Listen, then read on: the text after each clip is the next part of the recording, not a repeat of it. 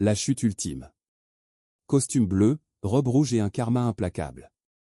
Que se passe-t-il lorsqu'un homme amène sa maîtresse secrète à l'événement le plus exclusif de l'année, ignorant que sa femme parfaite est déjà au courant et a minutieusement préparé une humiliation publique? Voici l'histoire de Sinclair, un cadre impitoyable, de sa femme parfaite, Mayara, et de sa jeune maîtresse, Mel. Ce soir, sur un luxueux méga-yacht à Miami, Mel croit vivre son rêve. Mais cette nuit de luxe est sur le point de se transformer en la pire humiliation de sa vie. Grâce à la femme qu'ils ont tous deux sous-estimée. Restez jusqu'à la fin, car cette vengeance est véritablement épique. Le marbre froid et le costume bleu. Le bruit des clés tombant sur la table en marbre résonna dans le silence de l'appartement luxueux du quartier Beacle à Miami. Mayara leva les yeux de son ordinateur portable où elle examinait les états financiers de son cabinet de conseil et observa Sinclair, cravate dénouée et cheveux en bataille. Encore en retard, demanda-t-elle d'un ton neutre. Elle n'avait plus la force de se disputer. Sinclair ne lui a même pas adressé un regard. Il s'est dirigé droit vers le bar et s'est servi un double whisky. J'ai eu une réunion qui a débordé. Les investisseurs étrangers sont très exigeants. Mayara a claqué l'ordinateur portable. Ils étaient mariés depuis 12 ans, et depuis 3 réunions qui s'éternisaient, les excuses incessantes étaient devenues l'excuse favorite de son mari. Elle n'était pas naïve. Elle avait bâti sa propre entreprise à partir de rien et savait reconnaître un mensonge au premier coup d'œil. Sinclair, il faut qu'on parle de l'événement de demain, dit-elle en se levant de table. La fondation caritative compte sur notre présence. C'est important pour ma réputation professionnelle. Il prit une longue gorgée de whisky avant de répondre. Bien sûr, je serai prêt. Mais son ton distant et la façon dont il évitait son regard lui en disaient long. Sinclair était physiquement présent, mais émotionnellement, il avait disparu depuis longtemps. Mayara se réfugia dans son bureau, un espace qu'elle avait soigneusement aménagé avec des meubles modernes et élégants. C'était son sanctuaire, l'endroit où elle pouvait être elle-même, sans artifice. Assise devant son miroir, elle contempla son reflet. À 35 ans, elle était encore une belle femme aux traits délicats encadrés de cheveux blonds. Ses yeux bleus, qui pétillaient autrefois de bonheur lorsque Sinclair la regardait, reflétaient désormais une profonde tristesse que le maquillage ne pouvait dissimuler. Elle se souvint des premières années de leur mariage, lorsque Sinclair travaillait comme jeune architecte et qu'elle lançait sa propre entreprise. Ils vivaient dans un petit appartement, mais ils étaient heureux. Il la soutenait inconditionnellement, célébrait chaque nouveau client, chaque contrat important qu'elle signait. Tout a basculé lorsque Sinclair avait été promu associé dans le cabinet d'architecture le plus prestigieux de New York. Ce succès professionnel lui avait apporté un appartement de luxe, des voitures importées et un tout autre cercle social. Mais il avait aussi engendré distance, froideur et secret. Le téléphone de Sinclair sonna dans le salon, interrompant ses pensées. Elle entendit sa voix, désormais animée et chaleureuse, bien différente du ton monocorde qu'il avait employé avec elle. « Non, mon amour, je ne peux pas te voir ce soir. »« Oui, je sais. Tu me manques aussi. Demain, après l'événement, je te le promets. » Mayara ferma les yeux et inspira profondément. Ces mots la frappèrent comme des coups de poing dans l'estomac, mais ils ne la surprirent plus. Elle s'en doutait depuis des mois, elle avait vu les signes, les appels chuchotés, le manque d'intimité, la façon dont il l'évitait lorsqu'ils étaient seuls. Mayara, la voix de Sinclair résonna depuis l'embrasure de la porte. Elle ne se retourna pas, « Qu'est-ce qu'il y a ? Je voulais juste te dire que tu es très belle dans ce tailleur. » Elle finit par se tourner vers lui. Sinclair était appuyé contre l'encadrement de la porte, un verre de whisky à la main. Et une expression qui semblait sincèrement empreinte de regret. Un instant, elle aperçut l'homme dont elle était tombée amoureuse, grand, aux traits fins, aux yeux sombres qu'il avait jadis regardés comme si elle était la seule chose qui comptait au monde. « Merci, » répondit-elle, simplement. Mayara, commença-t-il, mais il s'arrêta, comme si les mots lui restaient coincés dans la gorge. « Oui. » Sinclair secoua la tête et prit une autre gorgée. « Rien. Dors bien. » Il partit, la laissant seule avec ses pensées et l'écho de leur conversation téléphonique résonnant encore dans sa tête. Cette nuit-là, Mayara ne put fermer l'œil. Elle resta éveillée, fixant le plafond, écoutant la respiration régulière de Sinclair à côté d'elle. Elle se demanda quand elle avait cessé de se battre pour son mariage, quand elle avait accepté que les choses soient ainsi. Elle se demanda qui était l'autre femme, si elle était plus jeune, plus belle, si elle offrait à Sinclair quelque chose qu'elle ne pouvait plus lui donner. Mais surtout, elle se demanda qui elle était devenue dans ce mariage. La femme accomplie et sûre d'elle, qui avait bâti une entreprise florissante, semblait avoir disparu. Ses murs, remplacés par une personne qui se contentait de miettes d'attention et faisait semblant de ne pas entendre les chuchotements de son mari au téléphone. À l'aube, elle prit une décision. Elle ne le fit pas. Elle ne savait pas exactement ce qu'elle ferait, mais elle savait que quelque chose devait changer. Elle ne pouvait plus continuer à vivre dans cette version édulcorée de ce qui avait été un mariage heureux. À son réveil, elle était déjà habillée pour le bureau, une tasse de café à la main et un air déterminé. « Je te verrai à l'événement ce soir », lui dit-elle sans attendre de réponse. Sinclair hocha la tête, encore à moitié endormi. « Bien sûr, j'y serai. » Mayara se dirigea vers la porte, mais s'arrêta et se retourna vers lui. « Sinclair, je veux juste que tu saches que je ne suis plus la même femme qu'il y a 3 ans. Je n'accepte plus n'importe quoi pour maintenir la paix. » Et elle partit, le laissant avec ces mots et le sentiment qu'un changement fondamental s'était opéré entre eux. La robe rouge et le château de verre. Mel se regarda pour la 3e fois dans le miroir en pied de son appartement de Brooklyn. La robe rouge sans qu'elle avait acheté spécialement pour ce soir épousait parfaitement les formes de sa silhouette de jeune femme de 26 ans. C'était une création audacieuse, avec un décolleté plongeant et une fente latérale qui dévoilait sa jambe fuselée. Elle avait dépensé l'équivalent de 3 mois de salaire pour cette pièce, mais cela en valait la peine si elle obtenait l'effet recherché.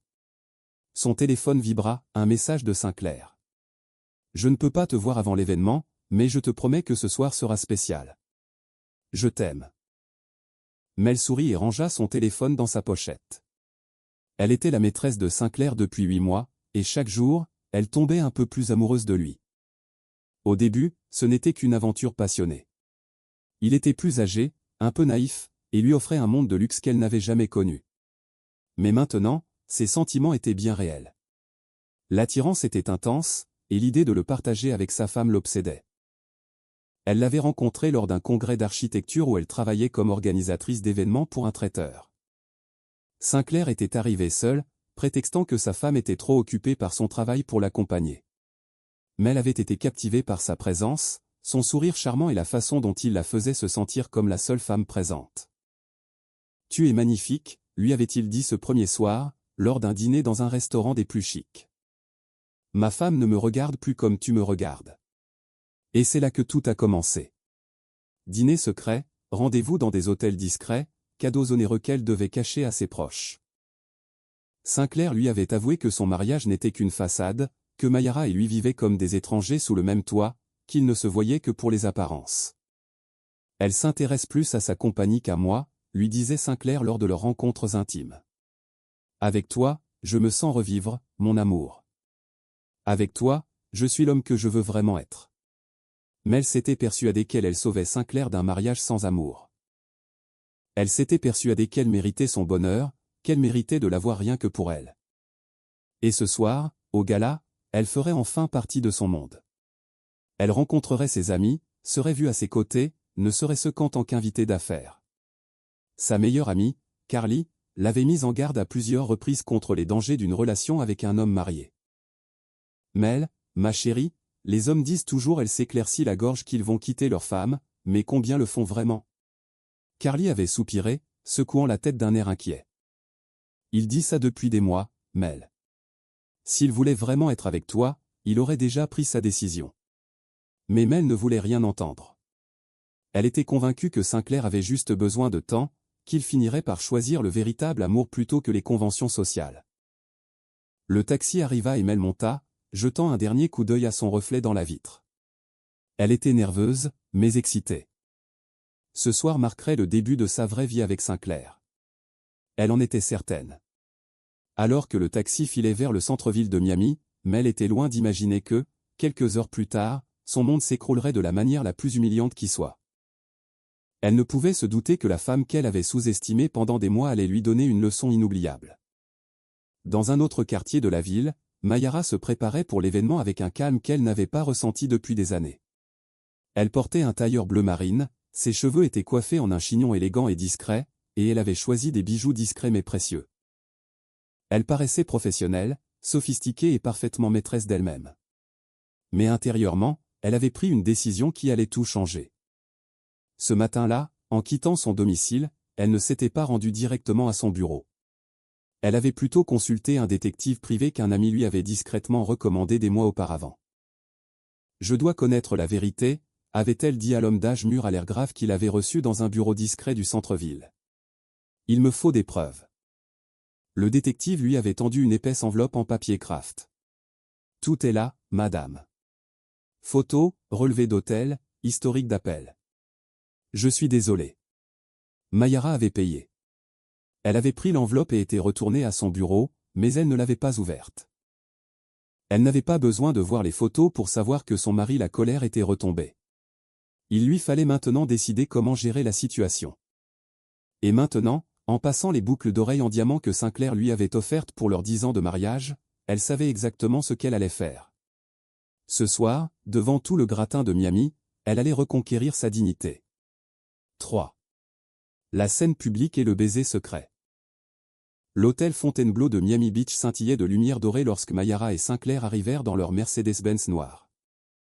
Les photographes mondains étaient déjà postés à l'entrée, immortalisant les couples les plus en vue à leur arrivée au plus important événement caritatif de l'année. Mayara sortit de la voiture avec grâce, ajustant sa veste bleu marine et souriant professionnellement aux objectifs. Sa présence rayonnait de confiance et de sophistication. Chaque geste était calculé pour projeter une image de réussite et d'élégance. Sinclair, vêtu d'un smoking parfaitement taillé, paraissait imposant à ses côtés. Mais Mayara sentait son regard scruter constamment la foule, à la recherche de quelque chose ou de quelqu'un. « Souris, chérie », murmura-t-elle tandis qu'il posait pour les photos. « N'oublie pas, nous sommes le couple parfait. » Le ton légèrement sarcastique n'échappa pas à Sinclair, qui la regarda avec curiosité, mais n'eut pas le temps de répondre avant d'être abordé par des connaissances et des partenaires commerciaux. « Mayara, tu es resplendissante », s'exclama Hélène Baker, l'une des organisatrices de l'événement et épouse d'un important dirigeant du secteur financier. « Ce tailleur est divin. C'est un créateur local ? » « Bien sûr », répondit Mayara avec un sourire sincère. « J'essaie toujours de soutenir les talents locaux. Comment se portent les dons ce soir ?» Tandis que Mayara se plongeait dans des conversations sur la fondation et les projets caritatifs, Sinclair s'excusa pour aller au bar. Son regard continuait de scruter la foule, et son comportement anxieux n'échappa pas à sa femme. De l'autre côté de la salle de bal, Mel était arrivée un quart d'heure après eux. Son entrée avait été plus discrète, mais tout aussi marquante pour ceux qui l'observaient. La robe rouge qu'elle avait choisie scintillait sous les lustres, et sa jeunesse et sa beauté naturelle attirèrent l'attention de plusieurs hommes. Elle s'était stratégiquement placée près du bar, d'où elle pouvait observer Sinclair discrètement. Son cœur s'emballa à sa vue, toujours aussi élégant et séduisant. Mais lorsque son regard se posa sur Mayara, elle ressentit un mélange de curiosité et de jalousie qui la surprit. L'épouse de Sinclair n'était pas celle qu'elle avait imaginée. Les quelques photos qu'elle avait vues sur les réseaux sociaux ne lui rendaient pas justice. Mayara était d'une beauté authentique, dotée d'une élégance naturelle qui se suffisait à elle-même. Elle portait le tailleur bleu avec une assurance que seules des années de réussite professionnelle peuvent apporter, et sa présence imposait un respect immédiat. « Elle n'est pas comme je l'imaginais », murmura Mel, ressentant pour la première fois une légère pointe d'insécurité. Carly, qui avait réussi à obtenir une invitation grâce à son travail dans les relations publiques, s'approcha de Mel avec une coupe de champagne. « Eh bien, voilà ton prince charmant », dit-elle en désignant discrètement Sinclair.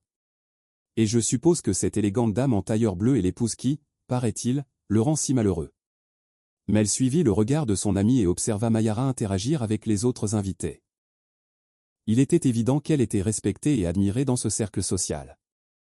Plusieurs hommes d'affaires influents s'approchèrent pour la saluer personnellement, et elle mena chaque conversation avec professionnalisme et une sincère chaleur humaine. « Elle est différente de ce que j'avais imaginé », admit Mel à contre-cœur. « Différente comment ? Plus belle, plus brillante, plus sophistiquée ?» demanda Carly avec ironie.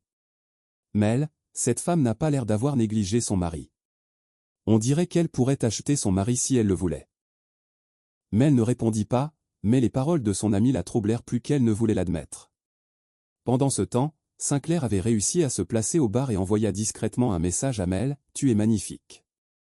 Retrouve-moi dans le jardin dans 10 minutes. » Quelques minutes plus tard, ils se dirigèrent tous deux vers les jardins de l'hôtel où une lumière tamisée et une musique d'ambiance créaient une atmosphère intime, à l'écart de la foule de la salle de bal. « Mel, mon amour, tu es rayonnante », murmura Sinclair en lui prenant la main et en l'entraînant vers un coin plus intime parmi les arbustes ornementaux. « Merci. Ta femme est également très belle, dit Mel, incapable de retenir sa remarque. Sinclair fronça légèrement les sourcils. « Pourquoi parles-tu de Mayara ? Je croyais que cette soirée était la nôtre.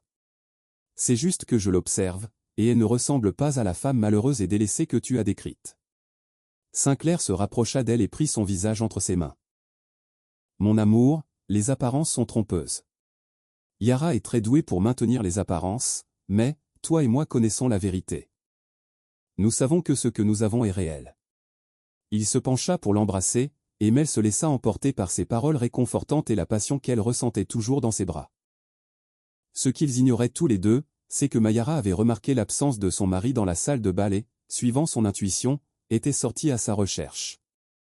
Depuis une fenêtre du deuxième étage de l'hôtel, donnant sur les jardins, elle les vit clairement. Sinclair et une jeune et belle femme s'embrassaient passionnément dans la pénombre. Mais au lieu de ressentir la douleur lancinante qu'elle redoutait, Mayara éprouva un calme étrange, presque libérateur. Elle avait enfin la confirmation visuelle dont elle avait besoin. Plus aucun doute, plus aucun espoir illusoire de réconciliation. Son mariage était terminé et elle était libre de prendre les décisions qu'elle repoussait depuis des mois. Elle sortit son téléphone et prit discrètement plusieurs photos de la scène dans le jardin, non par vengeance, mais par pragmatisme. Elle savait que le divorce serait compliqué, surtout avec les biens communs et le prestige social en jeu. Quelques minutes plus tard, elle retourna dans la salle de bal avec un sourire serein. Hélène Baker s'approcha aussitôt d'elle. « Mayara, ma chérie, le maire souhaite te rencontrer personnellement. Il a beaucoup entendu parler de ton travail auprès des femmes et des micro-entreprises. » « Ce serait un plaisir, » répondit Mayara en se dirigeant vers le groupe de personnalités qui l'attendaient.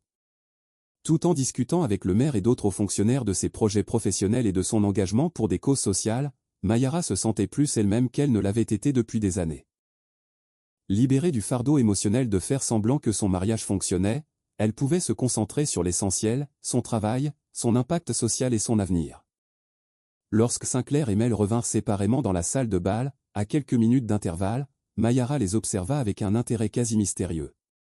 Mel semblait légèrement nerveuse, ajustant sans cesse sa coiffure et vérifiant son maquillage. Sinclair, quant à lui, se dirigea directement vers le groupe où se trouvait Mayara, adoptant le rôle du mari attentionné et fier.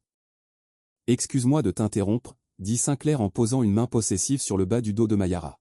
« Je voulais simplement me joindre à ma femme pour cette conversation importante. » Mayara remarqua la scène et sourit intérieurement. « Bien sûr, chérie, je parlais justement au maire de nos projets d'expansion internationale. » Le mot « heure » attira l'attention de Sinclair, qui la regarda avec curiosité. Mayara poursuivit la conversation avec professionnalisme, l'incluant dans les sujets abordés, tout en précisant qu'elle était à la tête des projets mentionnés. Près du bar, Mel observait l'échange entre Sinclair et Mayara avec un malaise croissant. Leur complicité professionnelle était évidente, et la façon dont les autres les traitaient, comme un couple influent et respecté, contrastait fortement avec l'image que Sinclair avait donnée de leur mariage. Encore une fois, on n'aurait pas dit deux inconnus contraints de faire semblant. La soirée se poursuivit avec des discours sur le travail de la fondation, une vente aux enchères caritatives où Mayara fit un don important, applaudi par toute l'assistance, et un concert invitant les couples à danser. Dès les premières notes, Sinclair tendit la main à Mayara.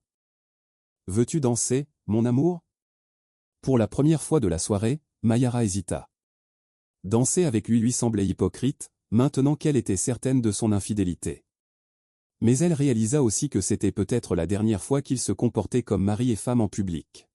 « Bien sûr, » répondit-elle en prenant sa main. Sur la piste de danse, Sinclair la serra contre lui. Et pendant un instant, Mayara se souvint pourquoi elle était tombée amoureuse de lui des années auparavant.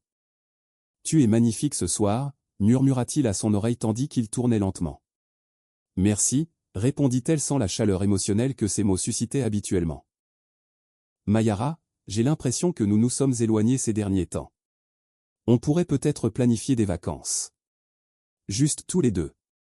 Se retrouver. » Elle plongea son regard dans le sien et y vit, pour la première fois depuis des mois, une expression qui semblait sincère. Se pourrait-il qu'il ait lui aussi réalisé qu'ils avaient perdu quelque chose d'important? Ou était-ce sa façon d'apaiser sa culpabilité? On pourrait en parler, répondit-elle d'un ton neutre. Du bord de la piste de danse, Mel observait le couple, le cœur lourd. Les deux personnes qui dansaient devant elle ne ressemblaient pas à deux inconnus contraints de faire bonne figure. Elles semblaient être deux personnes qui partageaient un passé, une intimité et une connexion profonde qui transcendaient les problèmes passagers. Pour la première fois depuis le début de sa relation avec Sinclair, Mel se demanda si elle connaissait vraiment l'homme dont elle était tombée amoureuse. Si haut, la scène des toilettes et le retour de bâton. La vente aux enchères caritatives s'était terminée avec succès, récoltant plus de fonds que prévu pour les programmes éducatifs de la Fondation. Mayara avait été l'une des donatrices les plus généreuses de la soirée, et son nom avait été mentionné à plusieurs reprises lors des remerciements officiels. Tandis que les invités discutaient pendant le cocktail d'après-soirée, elle se dirigea vers les toilettes pour se refaire une beauté et prendre un moment pour assimiler tout ce qui s'était passé. Elle terminait d'appliquer son rouge à lèvres lorsque Mel entra. Les deux femmes se retrouvèrent face à face. Pour la première fois, son reflet apparut dans les miroirs de la luxueuse coiffeuse de l'hôtel. Mel reconnut immédiatement Miara, mais feignit de ne pas la connaître. Pourtant, elle ne put s'empêcher de l'observer discrètement. De près, l'épouse de Sinclair était encore plus impressionnante.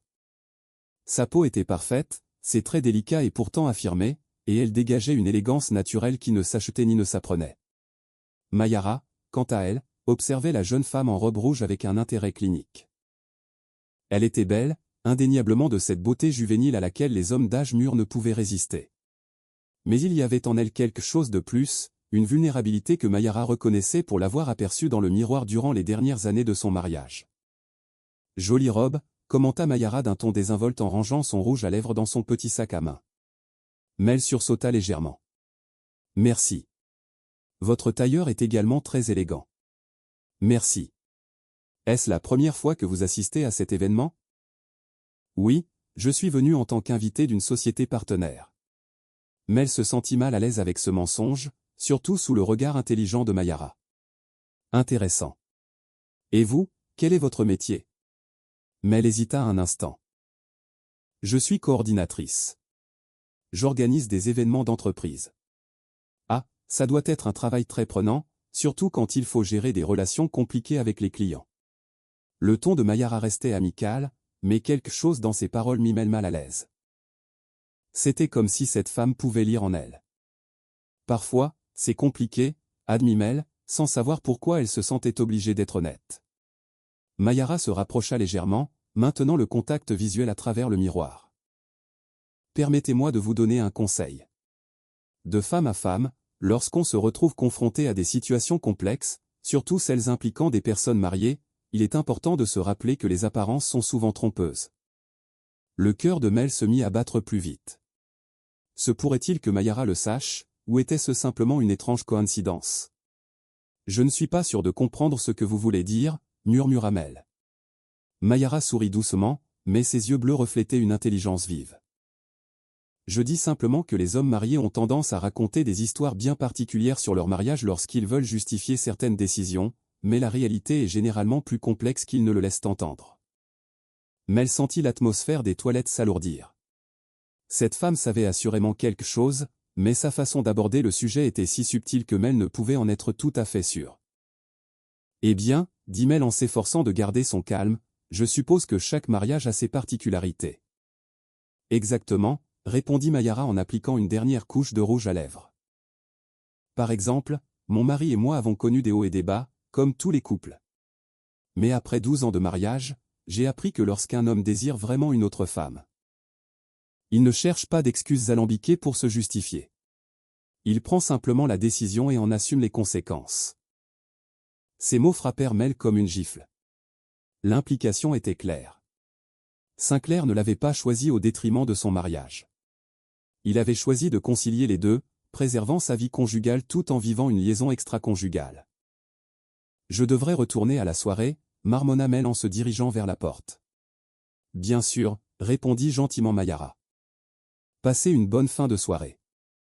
En sortant des toilettes, Mel se sentit complètement désorientée. Ses jambes tremblaient légèrement tandis qu'elle regagnait la salle de bal. Les paroles de Miara résonnaient dans sa tête, remettant en perspective des choses qu'elle avait choisi d'ignorer pendant des mois. Si Sinclair voulait vraiment divorcer de Miara pour être avec elle, pourquoi n'avait-il entrepris aucune démarche concrète en ce sens?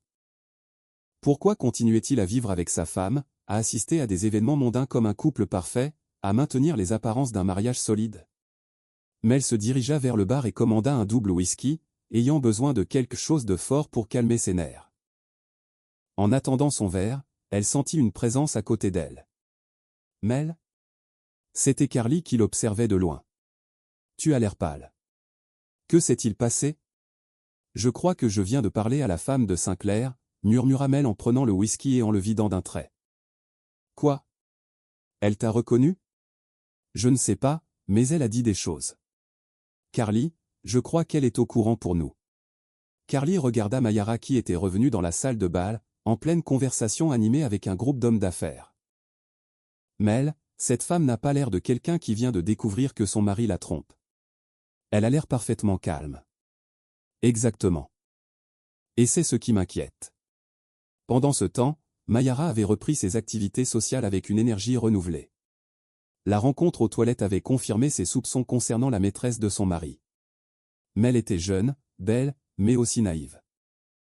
Elle avait sincèrement cru aux promesses de Sinclair et commençait à peine à comprendre qu'elle avait été manipulée. Mayara n'éprouvait aucune colère envers la jeune femme. Elle ressentait plutôt un mélange de pitié et de compréhension. Elle-même avait été naïve autrefois, croyant à des promesses qui s'étaient révélées vaines. Son téléphone vibra, un SMS de son avocat. Document C est prêt pour demain. Continuez. Mayara tapa rapidement sur son clavier. Oui, continuez, Mayara. La voix de Sinclair l'interrompit. Il s'était approché, un verre de champagne à la main et un sourire qui l'avait jadis fait tomber amoureuse. Je vous cherchais. Où étiez-vous caché? J'étais juste allé aux toilettes pour me rafraîchir. La nuit a été riche en révélations. Sinclair ne perçut pas l'ironie dans son ton. La nuit a été parfaite. Vous êtes rayonnante et tout le monde vous a complimenté sur votre allure. Je suis très fier d'être votre mari. Mayara l'observa attentivement. Croyait-il vraiment à ses propres paroles ou était-ce une autre comédie? Se pouvait-il qu'il éprouve une véritable culpabilité et qu'il essaie de se rattraper? Sinclair, puis-je vous poser une question? Bien sûr. Sommes-nous heureux? La question le prit au dépourvu. Que voulez-vous dire exactement? Sommes-nous un couple heureux? Êtes-vous satisfaite de notre mariage tel qu'il est actuellement? Sinclair hésita. Et dans cette hésitation, Mayara trouva toutes les réponses dont elle avait besoin. Miara, tous les mariages traversent des périodes difficiles, mais le plus important, c'est que nous soyons engagés l'un envers l'autre. Engagés? Répéta-t-elle. Que signifie exactement être engagé dans un mariage, Sinclair? Il se tortilla, mal à l'aise. Cela signifie que nous choisissons de travailler sur notre relation, que nous donnons la priorité à notre famille, que nous sommes fidèles l'un à l'autre. La question planait entre eux comme une épée de Damoclès. Sinclair la regarda, les yeux emplis de surprise et peut-être même de panique. Bien sûr, finit-il par répondre, mais sa voix manquait de conviction. À cet instant, Mayara prit une décision. Elle n'allait pas le confronter ce soir. Elle n'allait pas faire d'esclandre en public, mais elle n'allait pas non plus continuer à faire semblant d'ignorer la vérité. Bien, dit-elle simplement. Je voulais juste m'assurer que nous étions sur la même longueur d'onde. Elle s'éloigna pour rejoindre une autre conversation, laissant Sinclair perplexe et inquiet. De l'autre côté de la salle de bal, Mel avait observé l'échange entre Sinclair et Mayara. Leur langage corporel semblait tendu, mais pas hostile. Ils semblaient avoir une conversation sérieuse, voire intime. La conversation reprit. Une fois de plus, rien ne ressemblait à l'image de deux inconnus prisonniers d'un mariage sans amour que Sinclair lui avait dépeinte.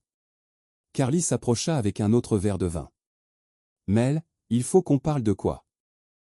De ce que tu vas faire quand tu réaliseras que cet homme te ment depuis le début. Mel ne répondit pas, mais au fond d'elle, elle savait que son ami avait raison. Les graines de doute que Mayara avait semées dans les toilettes commençaient à germer, et à chaque instant de la soirée, il devenait plus évident qu'elle avait été trompée. La soirée se poursuivit, mais l'atmosphère avait soudainement changé pour les trois protagonistes de ce drame. Mayara se déplaçait dans la salle de bal avec une liberté nouvelle, sachant qu'elle n'avait plus à protéger un mariage terminé depuis longtemps. Sinclair se sentait mal à l'aise, pressentant qu'un changement fondamental s'était opéré, sans pouvoir le définir précisément, et mais lutter contre la prise de conscience grandissante que l'homme pour qui elle avait tant sacrifié n'avait peut-être jamais eu l'intention de quitter sa femme. Lorsque la soirée commença à se terminer et que les couples commencèrent à se dire au revoir se dirigeant vers la sortie, tous trois savaient que la véritable confrontation était encore à venir. La libération inattendue et la confrontation finale. La semaine suivant le gala s'écoula dans une tension étrange pour tous les participants. Mayara avait repris sa routine habituelle, mais avec une énergie différente. Elle ne perdait plus de temps à tenter de renouer le dialogue avec Sinclair ni à attendre des signes d'affection de sa part. Au lieu de cela, elle se concentrait entièrement sur son travail et sur la finalisation des formalités juridiques qu'elle avait reportées. Sinclair, quant à lui, se sentait mal à l'aise. Quelque chose dans le comportement de Mayara le perturbait, sans qu'il puisse dire exactement quoi. Elle n'était ni froide ni hostile. Elle semblait simplement distante, comme si elle avait pris une décision importante à laquelle il n'était pas associé. Vendredi après-midi, Mayara rentra plus tôt que d'habitude et trouva Sinclair sur la terrasse, parlant à voix basse au téléphone. La voyant, il raccrocha rapidement. « Tu es rentré tôt », remarqua-t-il en s'approchant pour lui donner un baiser sur la joue qu'elle ne refusa pas, mais auquel elle ne répondit pas non plus. « J'ai terminé les tâches en suspens de la semaine. »« Sinclair, il faut qu'on parle. » Quelque chose dans sa voix le mit immédiatement en alerte. « Bien sûr, de quoi veux-tu parler ?» Mayara se dirigea vers le salon et s'assit sur le canapé, lui faisant signe de s'asseoir en face d'elle. Elle tenait une enveloppe Kraft, la même qu'elle avait reçue du détective privé quelques jours auparavant. « Je veux parler de notre mariage, de notre situation réelle, pas de ce que nous prétendons être. » Sinclair s'assit lentement, les yeux rivés sur l'enveloppe qu'elle tenait. « Mayara, si quelque chose te tracasse, on peut y travailler. On a déjà surmonté des problèmes. » « Avons-nous déjà surmonté celui-ci » demanda-t-elle en ouvrant l'enveloppe. Elle ouvrit une enveloppe et en sortit plusieurs photos qu'elle posa sur la table basse entre eux. Les images montraient clairement Sinclair et Mel à différentes occasions, sortant d'un hôtel, dînant dans un restaurant intime, s'embrassant dans le jardin de l'hôtel pendant le gala. Les photos étaient nettes et irréfutables. Sinclair resta complètement immobile, le visage livide. Pendant plusieurs secondes, il ne dit rien, fixant les photos comme s'il ne comprenait pas ce qu'il voyait. « Mayara, commença-t-il, mais elle leva la main pour l'interrompre. « Ne dis pas que tu peux l'expliquer. Ne dis pas que ce n'est pas ce que tu crois, et surtout, ne m'insulte pas en disant que c'était une erreur. » Sinclair ferma les yeux et passa ses mains dans ses cheveux. Lorsqu'il la regarda à nouveau, son expression avait changé, mêlant soulagement et terreur. « Depuis combien de temps le sais-tu ? » Officiellement, depuis une semaine. Officieusement, je le soupçonnais depuis des mois. Pourquoi ne l'as-tu pas dit avant ? Mayara se laissa aller dans le canapé, l'observant calmement. Parce que j'avais besoin de temps pour assimiler mes propres sentiments avant d'affronter les tiens. Je devais savoir si je voulais me battre pour ce mariage ou si j'étais prêt à y renoncer. Sinclair se pencha en avant, les coudes posés sur les genoux. Mayara, ce que j'ai avec cette femme ne signifie pas que je ne t'aime pas. L'aimes-tu ? La question directe le prit au dépourvu. C'est compliqué. Non, Sinclair, ce n'est pas compliqué. Soit tu l'aimes, soit tu ne l'aimes pas. Soit tu m'aimes, soit tu ne m'aimes pas. Les sentiments peuvent être complexes, mais les décisions n'ont pas à l'être. Il resta silencieux un long moment, visiblement aux prises avec ses émotions. Finalement, d'une voix brisée, il parla, « Je t'aime, Mayara, mais je ne suis plus amoureux de toi. » Et oui, je suis amoureux d'elle. Les mots restèrent suspendus entre eux. À la surprise de Sinclair, Mayara ne s'effondra pas, ne pleura pas, ne cria pas. Elle hocha simplement la tête, comme pour confirmer ce qu'elle savait déjà. « Merci d'avoir enfin été honnête. C'est tout ? Tu ne vas pas te battre. Tu ne vas pas me demander ce que j'ai fait de mal ni ce que tu peux faire pour arranger les choses. » Mayara sourit tristement. « Sinclair. J'ai cessé de me battre pour nous il y a plus d'1 an. Je ne m'en étais juste pas rendu compte jusqu'à maintenant. » Elle se leva et se dirigea vers la fenêtre, observant la ville de Miami s'étendre devant eux. Tu sais ce que j'ai réalisé ces derniers jours? Que j'ai agi comme une épouse ignorée pendant si longtemps que j'avais oublié ce que c'est que d'être une femme épanouie et sûre d'elle. Sinclair s'approcha d'elle. Mayara, ça ne doit pas forcément se terminer comme ça. On peut faire une thérapie de couple. On peut. Non. Sa voix était ferme, mais pas hostile. Je ne vais pas me battre pour l'attention de mon propre mari. Je ne vais pas mendier un amour qui devrait être donné librement. Et je ne vais pas rester dans un mariage où je suis le second choix. Tu n'as jamais été le second choix. Si, Sinclair, je l'étais. Depuis quelques mois, chaque fois que tu choisissais d'être avec elle plutôt que de travailler sur notre couple, je reléguais au second plan. Cette nuit-là, pour la première fois depuis leur mariage, ils dormirent dans des chambres séparées. Le lendemain, Mayara s'installa temporairement dans l'appartement au-dessus de ses bureaux, un espace qu'elle avait réservé pour travailler tard, mais qui était devenu son refuge. Pendant ce temps, Mel avait passé la semaine dans une confusion grandissante. Les paroles de Mayara dans les toilettes de l'hôtel avaient semé en elle des doutes qu'elle ne pouvait ignorer. Elle avait commencé à observer plus attentivement le comportement de Sinclair, et ce qu'elle constatait ne la rassurait pas. Il vivait toujours dans la maison conjugale, portait toujours son alliance et parlait toujours de sa femme au présent lorsqu'il évoquait les aspects pratiques de sa vie. Rien ne laissait présager qu'il envisageait le divorce. Samedi matin, Mel prit une décision impulsive. Elle se rendit à l'appartement de Mayara à Bickle. Elle avait trouvé l'adresse sur le site web de son entreprise. Elle ne savait pas exactement ce qu'elle allait dire, mais elle savait qu'elle devait avoir une conversation franche avec la femme de Sinclair. Mayara ouvrit la porte, vêtue d'un jean et d'un chemisier blanc, les cheveux lâchés et sans maquillage. Même dans cette tenue décontractée, elle dégageait une élégance naturelle qui rendit Mel soudainement mal à l'aise. « Bonjour », dit Mel nerveusement. « Je m'appelle Mel. Je crois qu'il faut qu'on parle. » Mayara l'observa un instant, puis hocha la tête et s'écarta pour la laisser entrer. « Entrez. J'ai préparé du café. » L'appartement était beau et chaleureux, décoré avec goût, sans ostentation. C'était clairement l'espace d'une femme indépendante et accomplie. Elles s'assirent dans le salon, chacune avec une tasse de café, se regardant avec curiosité et un respect prudent. « Je suppose que vous savez qui je suis, » commença Mel. « Oui, et je suppose que vous savez que je sais qui vous êtes. » Mel hocha la tête, étrangement soulagée de pouvoir parler ouvertement. « Depuis combien de temps êtes-vous au courant pour nous? » Officiellement, depuis une semaine. Officieusement, je le soupçonnais depuis des mois. Pourquoi n'as-tu rien dit avant? Pourquoi n'as-tu pas confronté Sinclair? Mayara prit une gorgée de café avant de répondre. Parce que j'avais besoin de temps pour assimiler mes propres sentiments. Découvrir que son mari trompe vous oblige à affronter des vérités sur votre mariage que vous aviez peut-être évitées. Mel se sentit mal à l'aise face à cette réponse mûre et réfléchie. Elle s'attendait à trouver une femme blessée et furieuse, pas quelqu'un d'aussi serein et introspectif.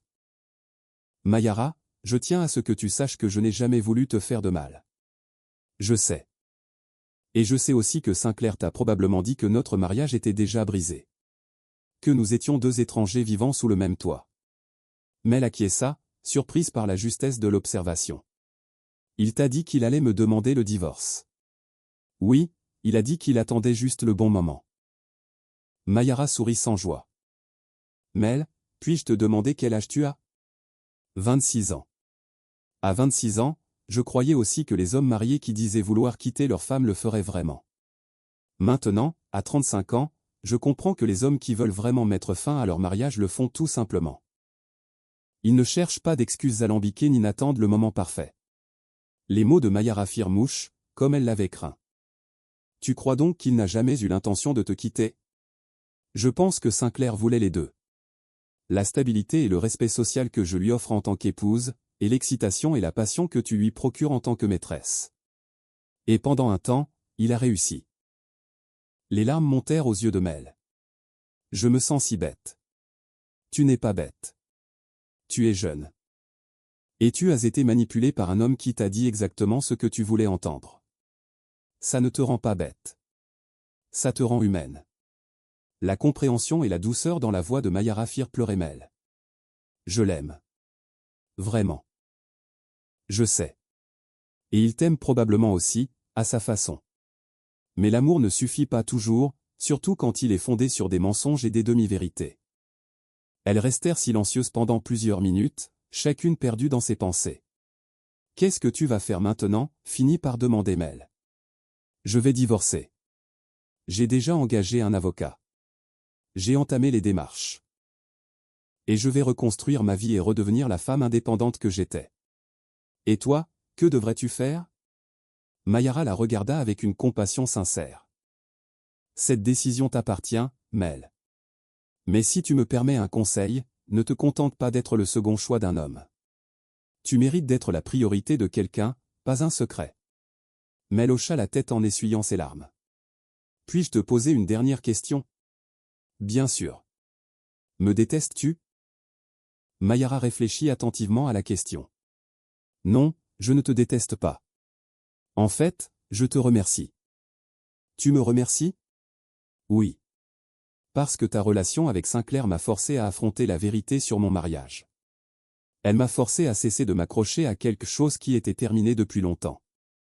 D'une certaine manière, tu m'as libéré. » Lorsque Mel partit cet après-midi-là, les deux femmes se sentirent transformées par cette conversation. Mayara était enfin en paix avec sa décision de mettre fin à son mariage et Mel se sentit obligée d'affronter les mensonges sur lesquels elle avait bâti sa relation avec Sinclair. Ce soir-là, lorsque Sinclair l'appela pour organiser le rendez-vous de la semaine, Mel prit la décision la plus difficile de sa vie. « Sinclair, il faut qu'on parle, et cette fois, je veux que tu me dises toute la vérité. » L'affrontement final était sur le point de commencer. Et cette fois, il n'y aurait plus de mensonges, plus d'excuses, plus de demi-vérités. La vérité, aussi douloureuse soit-elle, allait enfin éclater. Une renaissance inattendue et un karma bienvenu. 6 mois plus tard, Mayara signa les documents de divorce dans l'élégant cabinet de son avocat. La procédure avait été plus apaisée qu'elle ne l'avait imaginé. Sinclair n'avait pas contesté le partage des biens. Il avait accepté les conditions proposées, et tous deux avaient géré la séparation avec la dignité que leurs années de vie commune méritaient. Son cabinet de conseil avait connu une croissance exponentielle durant ces mois. Libérée des distractions émotionnelles d'un mariage dysfonctionnel, elle avait pu concentrer toute son énergie sur le développement de ses activités à l'international. L'expansion dont elle avait parlé lors du gala s'était concrétisée par de véritables contrats avec des entreprises au Mexique et au Chili. Elle quitta le cabinet de l'avocat avec un sentiment de liberté qu'elle n'avait pas éprouvé depuis des années. Son téléphone sonna alors qu'elle se dirigeait vers sa voiture. « Madame Mayara, c'est Carly. L'investisseur espagnol a confirmé la réunion de demain. Il est très intéressé par le financement de notre expansion européenne. » Parfait. Carly, prépare toute la documentation. Ce pourrait être l'étape nécessaire pour devenir une entreprise véritablement internationale. Ce soir-là, Mayara dîna seule dans son restaurant préféré, non par solitude, mais par choix.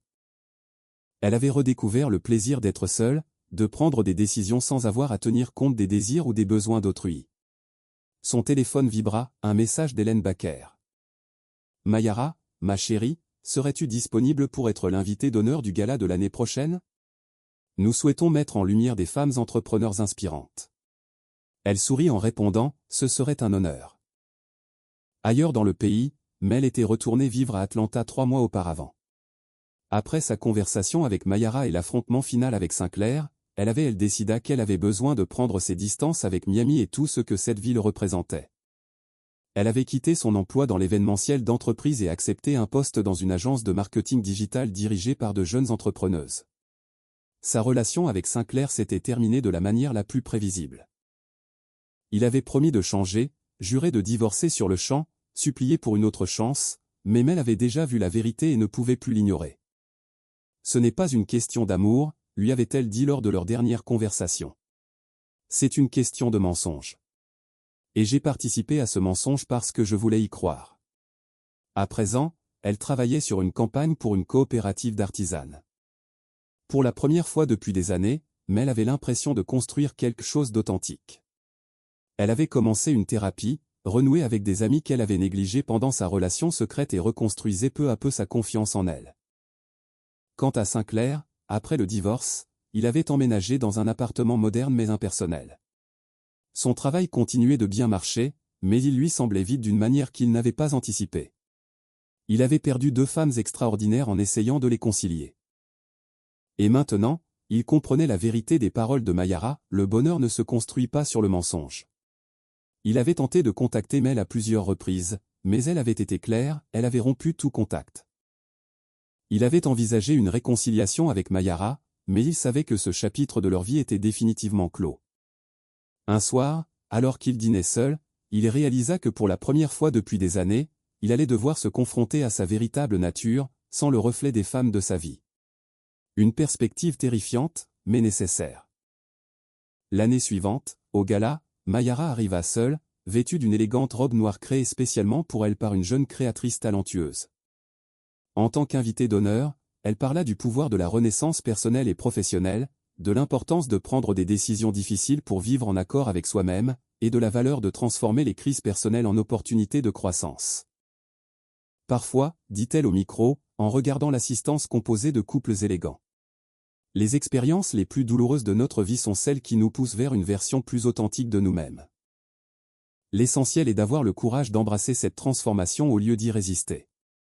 Les applaudissements furent longs et enthousiastes. Après son discours, plusieurs femmes l'abordèrent pour la remercier et partager leurs propres histoires de renaissance.